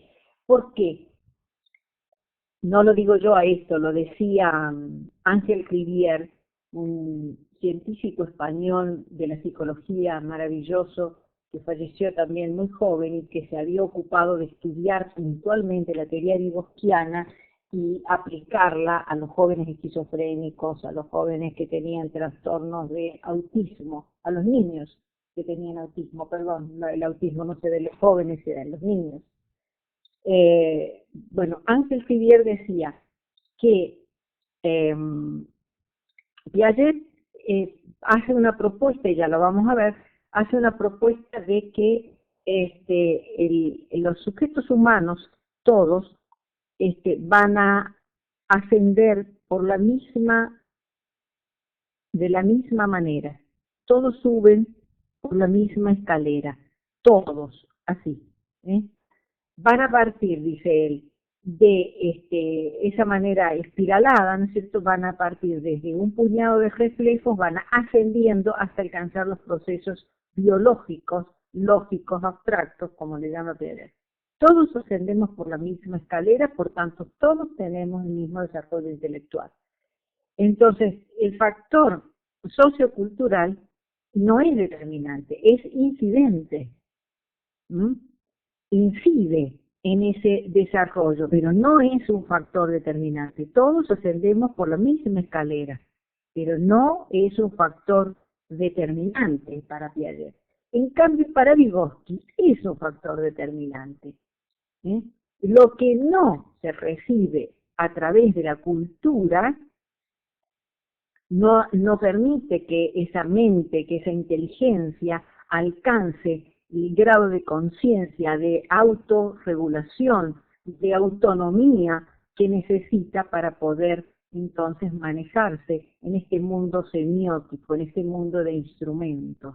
Nunca para él es igual, no evolucionamos todos desde un puñado de reflejos hasta alcanzar el nivel de las operaciones abstractas, lógicas. Por lo tanto, la inteligencia no es igual. La inteligencia que para Vygotsky va a tener que ver, por supuesto, y va a estar determinada por cómo se desarrollan estos procesos psicológicos superiores, porque él habla de procesos psicológicos superiores, es diferente porque está determinada por estos factores socioculturales. Dos líneas de desarrollo que son las que nos diferencian de los animales. La biológica es la que nos emparenta con los animales superiores, pero la cultural nos aleja abismalmente, es la que nos va a llevar a la conciencia, al mayor uso de conciencia, y mientras más usemos, más autonomía podamos tener, mayor libertad tenemos. El desarrollo como proceso, entonces, en Vygotsky, en el que la educación es un factor esencial. ¿Por qué? Fíjense, él dice la psiquis, la conciencia humana, van a estar determinadas por la condición sociocultural, las condiciones socioculturales y el contexto histórico determinan la psiquis, determinan la conciencia del sujeto. Yo hace rato decía, no es la misma la inteligencia, el grado de inteligencia adquirida. Ya te escucho, Jacqueline, espérame un segundito. No es lo mismo adquirir el grado de conciencia y por lo tanto el grado de intelecto, de inteligencia que tuvo un joven que nació durante la dictadura militar, esto es el 76 en Argentina, a un joven que nació en el 85, ya época del doctor Alfonsín, gobierno de la democracia. No es lo mismo. ¿Por qué? Porque las condiciones socioculturales que tuvieron los chicos que nacieron y se criaron durante el gobierno militar fueron, más vale en cuanto a la escuela, con el predominio de un modelo pedagógico, les diría, tradicional, en donde el Magister Vixis era lo que predominaba.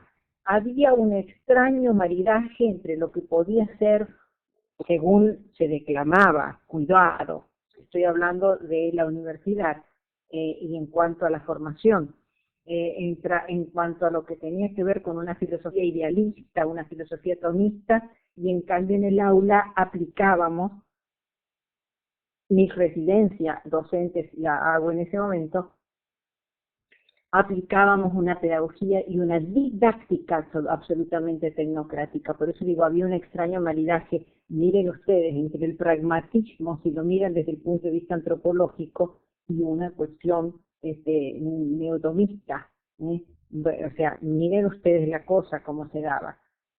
Entonces, estos chicos, nacidos de ese modelo pedagógico tradicional, no van a ser igual, su conciencia, su psiquis se va a estructurar de una manera determinada, que no va a tener nada que ver con los que se educaron, con los que se criaron, con los que estuvieron después en el momento del gobierno de la democracia. Ese contexto histórico tiene indudablemente, absolutamente todo que ver con cómo se estructuró esa psiquis y esa conciencia en uno y en el otro caso. Los chicos que nacieron durante la dictadura son chicos, por supuesto, caracterizados por la indiferencia absoluta, pero además chicos a los que no tienen interés por nada, que tienen una mente bastante lineal, diría yo, sin ser ofensiva. Por favor, no me vayan a interpretar mal. No me vayan a interpretar mal, porque sé que estoy hablando con gente joven que puede haber nacido en esa época, y de ninguna manera es mi intención ofenderlos, es simplemente hacerles ver de cuál es la diferencia y cómo incide las condiciones socioculturales y el contexto histórico, como dice Vygotsky, en la construcción de esa psiquis y esa conciencia, y por lo tanto en los procesos psicológicos superiores, léase inteligencia, en cada una de esas personas. Jackie, no sé qué me estabas diciendo, por favor. No sé qué me estás diciendo. Ah, sí, Carla, mi amor, ya sé que naciste ahí. Jacqueline, me estabas diciendo algo, que por favor lo podés volver a poner. Algo de los procesos psicológicos. Son o somos los hijos del miedo. Pero si lo analizas actualmente ocurre casi lo mismo. Sí, sí, por supuesto. Sí, sí, sí. Ah, no sabías que eran los procesos psicológicos superiores, eso me decís. Ya lo vas a terminar de comprender. Esperame un segundito. No lo olvides, los procesos psicológicos superiores son los que están determinados por la cultura. Los procesos psicológicos elementales por los factores biológicos, por la línea del desarrollo biológico. En cambio, los procesos psicológicos superiores, ya vas a ver en qué devienen, provienen y tienen que ver con el medio sociocultural. Por tanto, son los que va a propiciar y estimular la escuela, la cultura, el medio, pero la escuela como institución. Casi son como son la memoria y la dirección. ¿Cuáles serían los superiores? Ya te digo, si son los superiores son dados, ofrecidos, brindados y estimulados por la escuela, bueno, calcula. Si los elementales son los procesos de percepción, memoria y motivación, mira todo lo que te falta en la inteligencia, todo lo que te queda son procesos psicológicos superiores. Todo lo que yo te decía hace rato y te lo describía como cuestiones que tenían que ver con los niveles de comprensión, con los niveles de actividad, con los niveles de todo eso, tenía que ver con los procesos psicológicos superiores, que era lo que yo fui diciendo en ese momento, y que seguro que quedó colgado porque lo adelanté, y en cierto modo cuando uno adelanta y queda cosas descolgadas, en ese momento no se comprende, pero después en el feto más seguro. Quiero que comprendan esto que estoy hablando ahora, por favor. Que yo decía, Carlita, mi amor, no para ofenderte, para que puedas entenderte, para que puedas comprenderte mejor. Cómo esos factores socioculturales, cómo todo ese ambiente sociocultural de la época del 76, ese contexto histórico terrible que vivimos los argentinos, influyó, gracias amor, influyó para que se construyera una conciencia y una psiquis en cada uno de nosotros de una manera determinada, que no es la misma que tenemos los que estamos de antes. Me sonrío porque me acordé de cómo nos llaman en la Facultad de Humanas a los que estamos de antes, ¿no? Bueno, no es la misma la psiquis y la conciencia aquellos que nacimos antes a los que han nacido en ese momento, y tampoco es la misma de los chicos que nacieron después del 83, es decir, después del gobierno del doctor Alfonsín. Cito al doctor Alfonsín porque fue un gran demócrata que gracias a Dios nos ocurrió a los argentinos. Si no, no sé qué hubiera sido de nosotros. Entonces esta psiquis y esta conciencia están determinadas por las condiciones socioculturales y el contexto histórico. ¿Está claro? ¿Sí? Bueno, ahí te perdí, Carlita, no sé qué estás diciendo. Bueno, entonces sí, Jacqueline, los procesos psicológicos en el desarrollo. Fíjate, ¿cuáles son estos procesos psicológicos en el desarrollo? Y voy a acelerar así ya, porque ya se hace la hora. Son y pueden ser procesos psicológicos elementales, que son los que decíamos memoria, percepción, que compartimos con los animales superiores, y los procesos psicológicos superiores propios del ser humano, que a su vez se dividen, sino que aquí no se nota porque la línea que puse es muy, muy frágil, se dividen en rudimentarios y avanzados. Los superiores aún se dividen en rudimentarios y avanzados. Recuerden cada una de las preguntas. Sí. Los superiores y los avanzados. Los avanzados son aquellos que tienen que ver, por supuesto, con los elementos que ha propiciado y estimulado la escuela, la cultura, y son los de más alto nivel de abstracción. Los rudimentarios son los que se adquieren con el contacto social, por ejemplo, el lenguaje.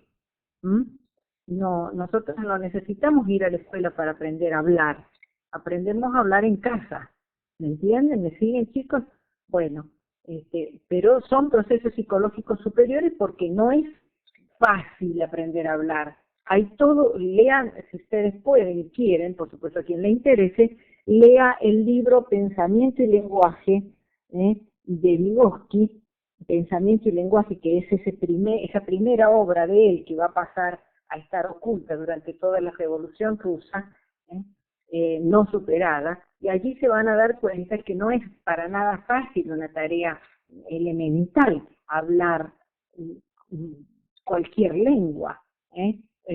¿Se puede aprender en la casa? Claro, lógico, se adquiere en el medio social. No necesitamos ir a la escuela. Sí necesitamos luego para hablarla, digamos, académicamente, pero para hablarla normalmente basta con la educación que tenemos en la casa en ese primer periodo de primera cuestión. Bueno, la ley fundamental del desarrollo de estos procesos psicológicos dice: los procesos psicológicos primero son interpersonales. Y esta es otra cuestión que hay que tener los procesos psicológicos se originan, se constituyen y se determinan a partir de las relaciones con el otro, interpersonalmente. Yo primero comprendo y aprendo con el otro, por el otro. Claramente eso, por favor. Los procesos psicológicos primero son interpersonales, es decir, los adquiero entre las personas. Y luego recién son intrapersonales. Una vez comprendidos, una vez aprendidos, van a conciencia, van hacia adentro, hacia mis estructuras mentales. Pero yo no puedo llevar a mis estructuras mentales algo que no lo tengo con el otro. Entonces, por eso es que el otro es tan importante y el aprendizaje por pares y el aprendizaje colaborativo es fundamental, porque yo puedo adquirir esos procesos psicológicos superiores allí, con el otro. Una vez que los comprendí, una vez que lo aprendí, lo llevo a cerebro, pero antes no. Intervienen las herramientas que son necesarias para la construcción de la conciencia, permiten la transformación del medio, de su conducta y de los otros a través de los signos, que son los mediadores entre el sí mismo y los otros. Es muy importante que se entienda esta ley fundamental del desarrollo, o ley del doble nivel, como le quieran llamar. No interesa, lo importante es que comprendan que los procesos psicológicos nacen, se originan y primero son necesariamente a partir de las relaciones que establezco con el otro, en el medio, con el medio ambiente, en la cultura, en el entorno, como quieran llamarle, con el otro.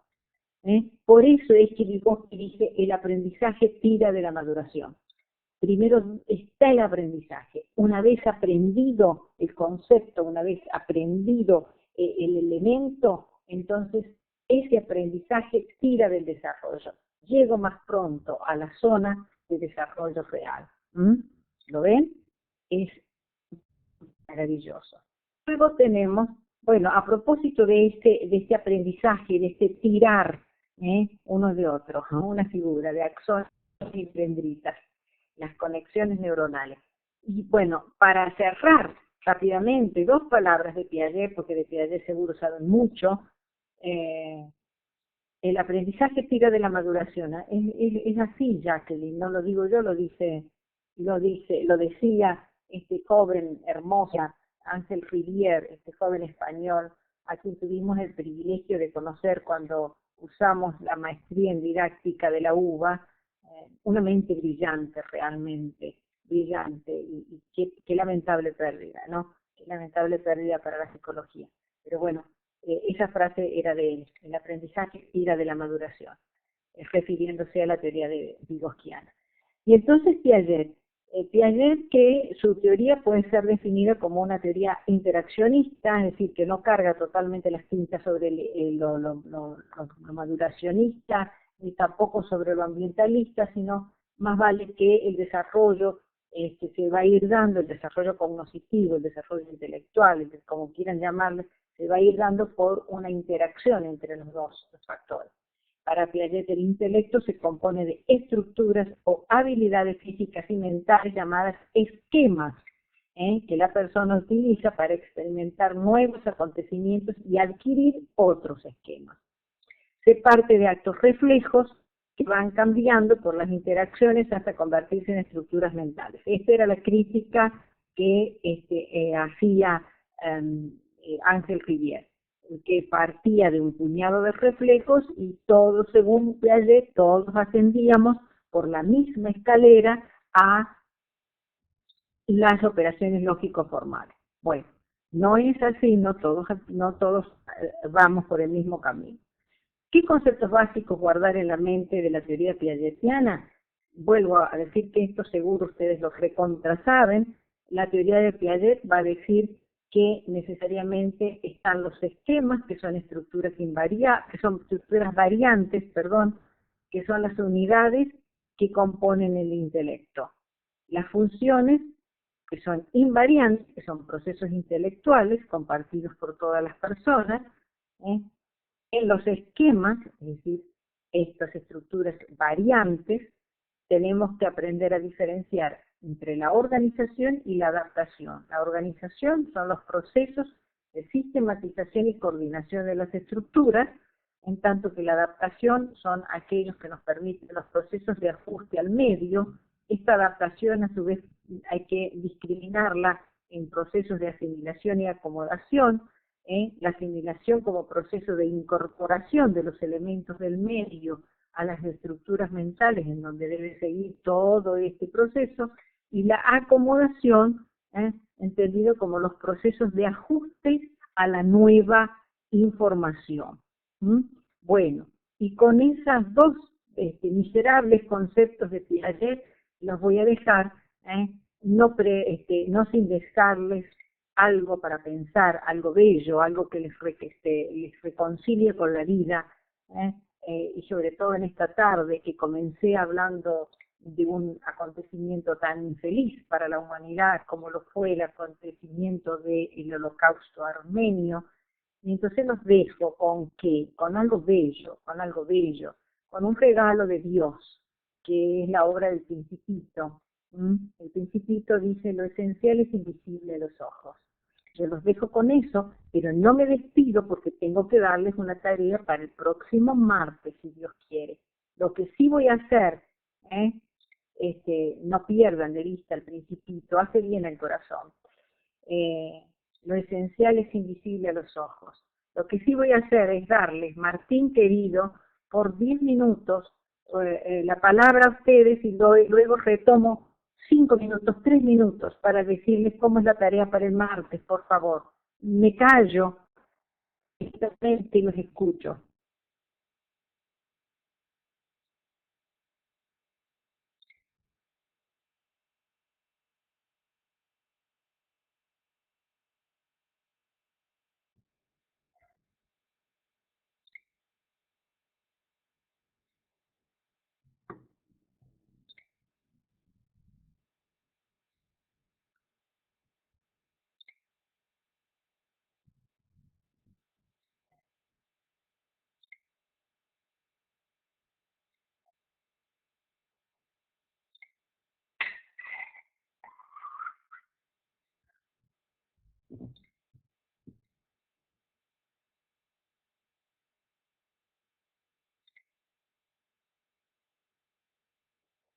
Gracias, Denise.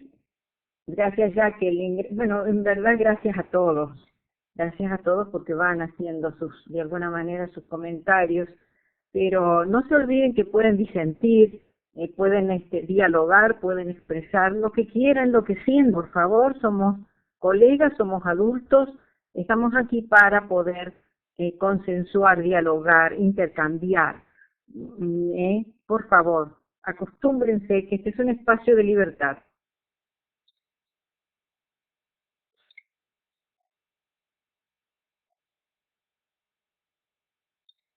Gracias, Nancy, querida.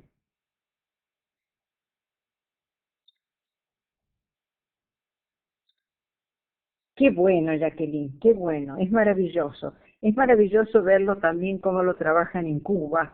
En Cuba es una gloria. De hecho, el libro de pensamiento y lenguaje que pude adquirir es de aquella zona. Mm, Gastón querido, no te hagas problema. Está puesta arriba, así que no hay problema. No hay ningún problema, Gastón. Ay, eso me lo perdí. No sé qué habrá dicho Jackie de Alba y de UNASUR. No sé qué dijiste, Jacqueline. ¿Qué dijiste? ¿Puedes repetirlo? El ALBA es el movimiento que proponía Maduro. ¿eh? Que me tengo que ir. Ay, Carla. Bueno, mi amor, un beso. Si necesitas algo, pega el grito. Feliz día para mañana, para vos, corazón. Bueno, también se retiren. No se retiren, por favor, que necesito hablar con ustedes.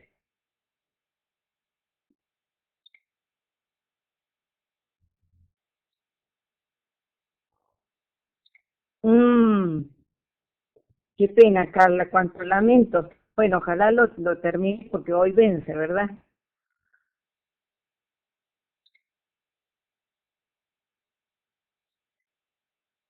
¿Es una pregunta, Jacqueline? Nos habló de las consecuencias de la dictadura. ¿Es una pregunta?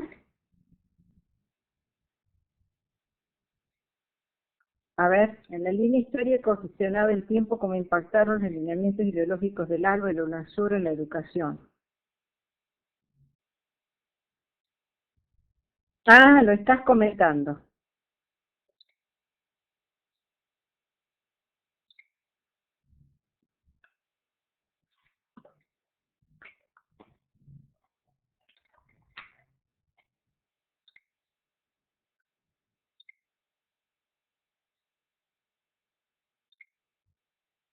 Es así, Jacqueline, es así. Es así, es terrible, es terrible.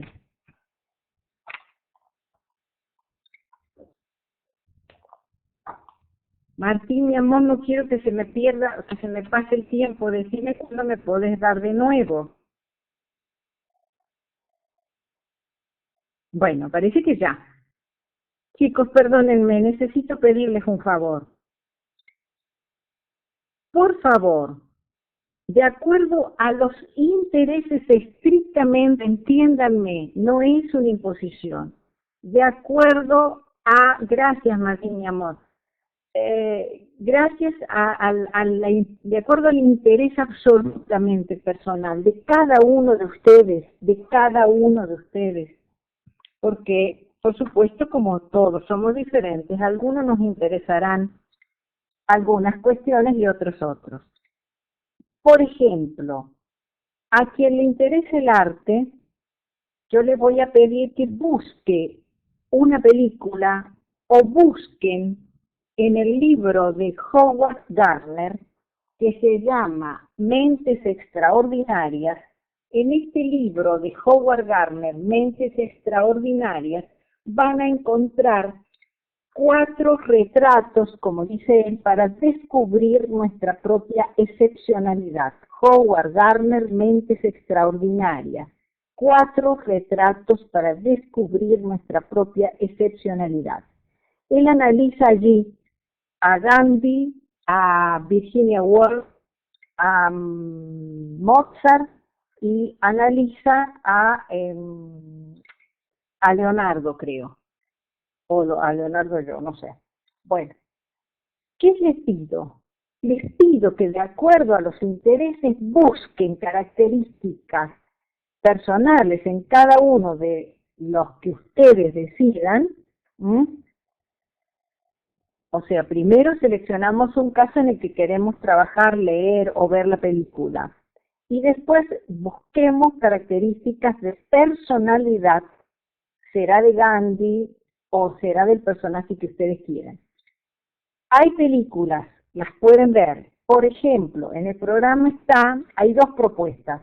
En el programa está como ejemplo de inteligencia corporal la película de Billy Elliot.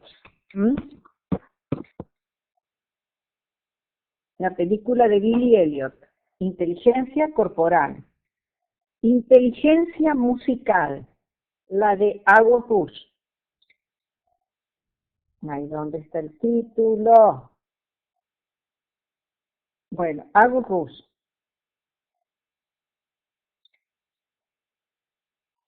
Es el nene ese tan bonito. Inteligencia matemática, que de alguna manera es la vida de un esquizofrénico. Mentes brillantes o una mente maravillosa. No sé cómo es la traducción que la pueden encontrar, pero es mentes brillantes, mentes maravillosas. Entonces tengo una película corporal, una película para la inteligencia, una para la inteligencia intrapersonal, que puede ser En busca de la felicidad. Es de ese actor negro que va con el pequeñito, con el hijo de él. ¿Lo ubican? Dentro de la inteligencia biológica, al que le guste la inteligencia biológica o la inteligencia naturalística, puede ver como película Capitán de Mares y de Guerra. Y hay más películas, por supuesto, pero yo dejo ahí. A quien prefiera leer, puede leer esto que acabo de decir de Mentes Extraordinarias de Howard Gardner, en donde están estos 4 casos excepcionales: Virginia Woolf, Freud, Virginia Woolf, Mozart y creo que Leonardo. Entonces, o lo leen de Mentes Extraordinarias de Gardner o lo buscan aparte. Entonces, para lo intrapersonal, la vida de Freud. Para lo interpersonal, por favor lean Gandhi, por favor vean Mandela, buscando las características personales de cada uno de ellos.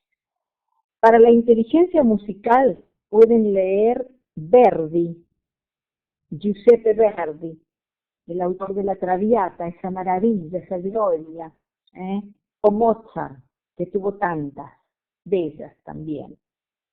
Para la inteligencia matemática, Einstein. Para la inteligencia espacial, por favor, Leonardo da Vinci, o Miguel Ángel, o el que quieran. Yo sugiero. Para la inteligencia literaria, allí me salió el argentinazo total, un creativo de la literatura absoluta, que es Julio Cortázar. Fíjense, Rayuela nomás, como está escrita. O también, si alguien quiere, por ejemplo, Goethe, que esa es, Goethe es la propuesta de Gardner. Entonces, buscamos, seleccionamos qué tipo de inteligencia quiero analizar y entonces qué personaje. De ese personaje busco, leo, miro, analizo, escribo, hago lo que quiera, con las características de esa personalidad. A ver, ¿cuáles son esas características? Yo el martes que viene, Dios mediante, voy a trabajar la teoría de las inteligencias múltiples y allí vamos a ir tratando de dialogar y establecer con ustedes este ir y venir en la película que pudieron disfrutar, porque la verdad que son películas para disfrutarlas, o en las lecturas que también pudieron disfrutarlas. Así que fíjense, elijan, miren, vean qué es lo que quieren trabajar, pero por favor, háganlo el fin de semana y discúlpenme que les dé como a los niños, a los estudiantes pequeños, una tarea para el fin de semana, pero es importante que esta construcción la vayamos haciendo entre los dos, entre todos. Y ahora, sí, quedo abierta a alguna otra pregunta por si no se entendió la consigna. Por supuesto, previamente les deseo que mañana tengamos todos un muy feliz Día del Trabajador, un muy buen fin de semana, los quiero mucho, los voy a extrañar y los espero aquí el martes, por supuesto, como siempre. Buen fin de semana, un abrazo inmenso desde aquí. Gracias a vos, Denise querida, gracias a vos por tu tiempo, por tu espacio y por tu afecto.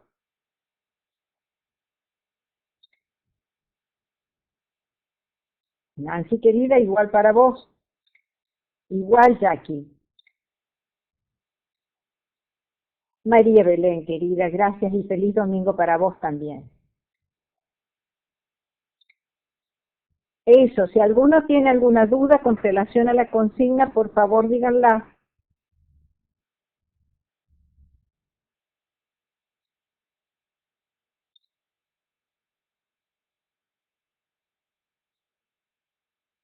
Bueno, parece que no hay nada y entonces les regalo la frase del Principito para el mañana, el Día del Trabajador. Nunca olviden, lo esencial es invisible a los ojos. Por favor, no se olviden de lo humano que somos, si nos queda.